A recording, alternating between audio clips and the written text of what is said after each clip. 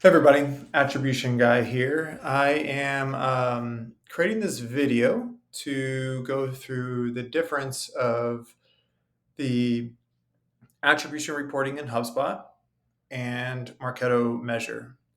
Now, I will preface that I have not used the attribution tool in HubSpot. I am solely going off of the data points are given in this article here. So, forgive me of, if I slip on anything as far as the reporting goes inside of the actual tool of HubSpot. I'm not going to try to go that direction, but wanted to definitely just call out a few things where I think there's some limitations, and I want people to be aware of that. Overall, I think HubSpot attribution is pretty cool. It does a lot of things very similar. It has the first touch, or what it defines as first interaction, which is, again, based upon the ads integrations or just the cookie that it has on either the HubSpot pages or that you can place on other pages. You can track people and their first interaction. If they don't convert, it waits and then it looks at the conversion. So if there's a 3-day period or whatever, it does that, which is great. The last interaction, and this is again a type of report, right? Content create attribution. So it does the first interaction and then last interaction. And it's just, what we would define and measure as first touch lead creation, or FTLC. It just has it as a different report type inside of HubSpot. Now, the other report types, which then come to revenue, is the deal create and revenue attribution reports. This is first interaction, lead creation, deal creation, and closed one. Again, all the very similar to what we have in our BAT reports, or buyer attribution touch point reports. You have your first touch, your lead creation, your opportunity creation, and then we can look at pending of the deal, or the closed one deal, or just the close of the deal if it was closed lost. We'll get into that a little bit. A little teaser for you if you hang on. We'll talk a little bit of some of the limitations there with HubSpot, and how it's unable to do that. So interactions, sources, it's how Measure defines like channels, right? How are you bucketing the data? What does this look like? And so you can set up meeting, call, sales email reply, conversion, and you can set up all these interactions, right? So I would define interactions the same as channels. It's just how are you getting this data, and where do you want it to bucket? Where do you want it to live? An interesting thing about interactions is the interaction data has to live within HubSpot. So if you don't have HubSpot, or if you move away from HubSpot, those interactions, those engagements all go away. Whereas in Marketo Measure, that data lives there, right? Because it's a separate data warehouse. It's a separate database in which collects all of that data and looks and then compares that data to whatever it's connected to. Where here it's a little bit limited. You have to have all those preset definitions in place within your tool. So it sounds like it can do a lot of the similar things, but again, there's some limitations in that. Once those are there, you can activate those interactions, but again, it has to be inside of HubSpot. These are the different asset types in which which HubSpot looks at and reads from.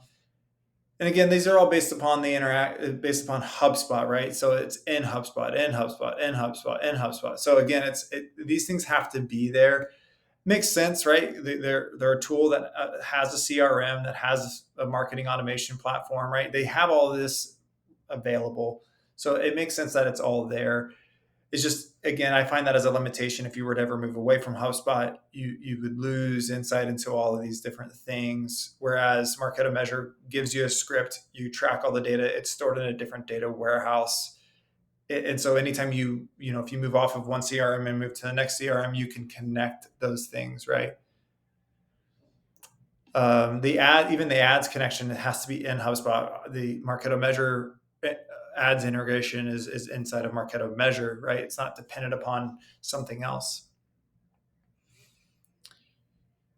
Uh, so if you do not have, so like web page engagement or what do you, uh, so this is what I thought was also interesting.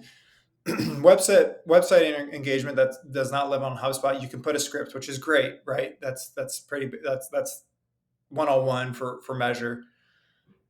But if you don't have, so if you do it that way, so if most of your interaction is happening off of HubSpot data points, it then gets bucketed into asset type pages without asset type. So that literally the bucket in which it gets pushed into is pages without asset types, which is like, what does that even mean, right? So I think it's fine from a reporting perspective. It's just, again, there's a lack of flexibility in how the data is bucketed because HubSpot is just trying to, I think, make it a little bit like not easier, just they have a more uniform way in which you do things the way HubSpot wants you to do them. Where Marketo Measure gives you the ability to have complete flexibility of how you want to label, structure, all of that.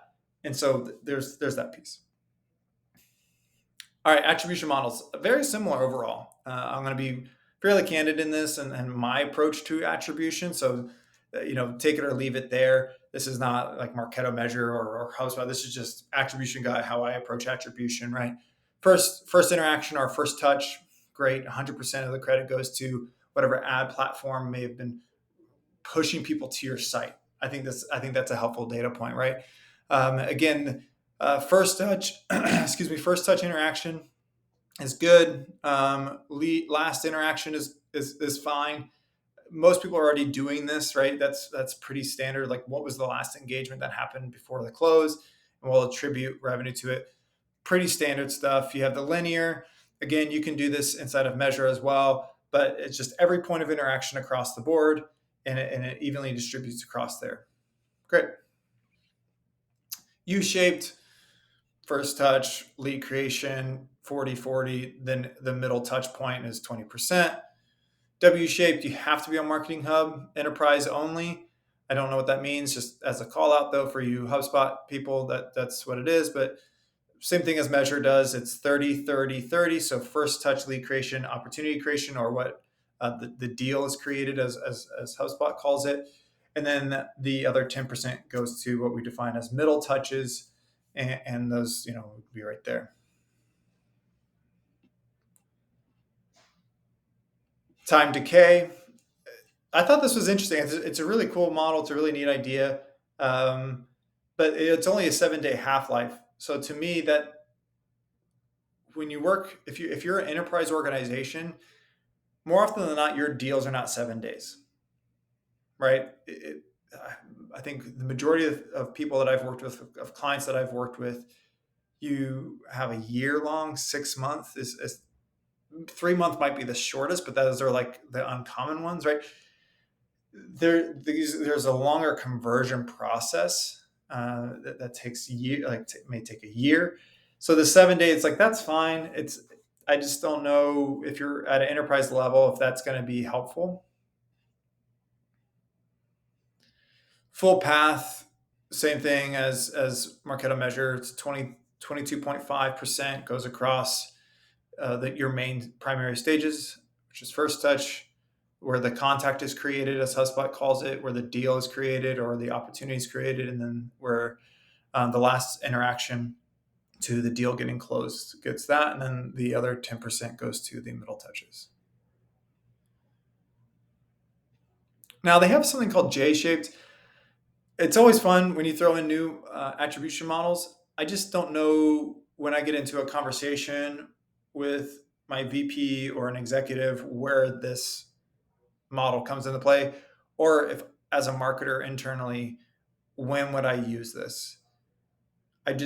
It's fine. It's a heavy weight at 60% to the last touch, and then 20% over here. But again, when we get into this kind of modeling, for me, like the full path is helpful, but I'd rather just create a custom model that's unique to me and to my organization than try to create new modeling here. They have the inverse J-shaped, which is, again, I already have a first touch model to understand that.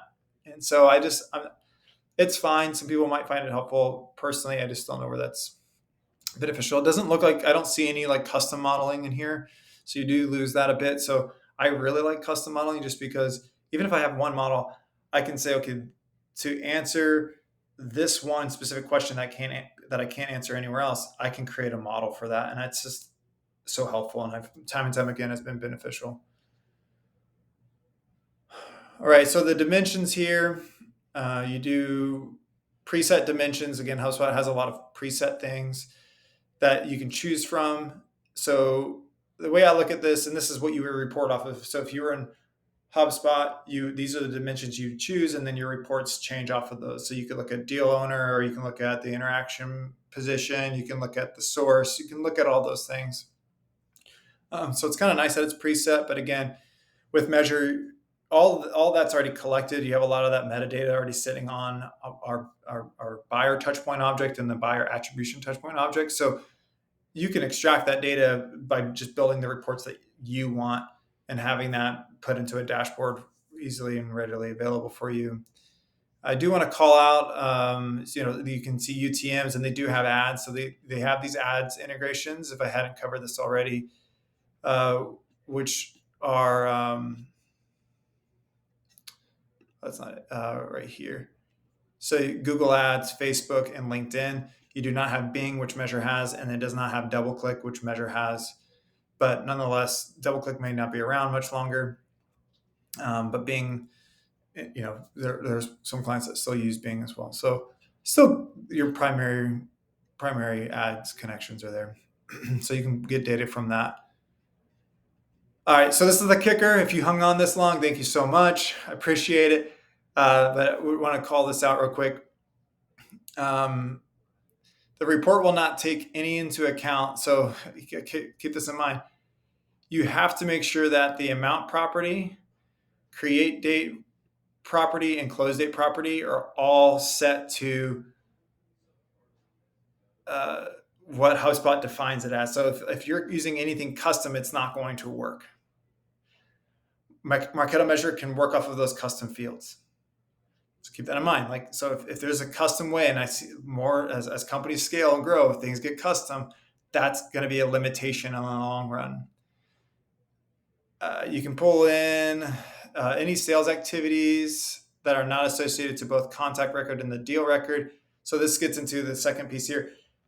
Sales has to assign a contact to the deal. If that does not happen, you do not get attribution.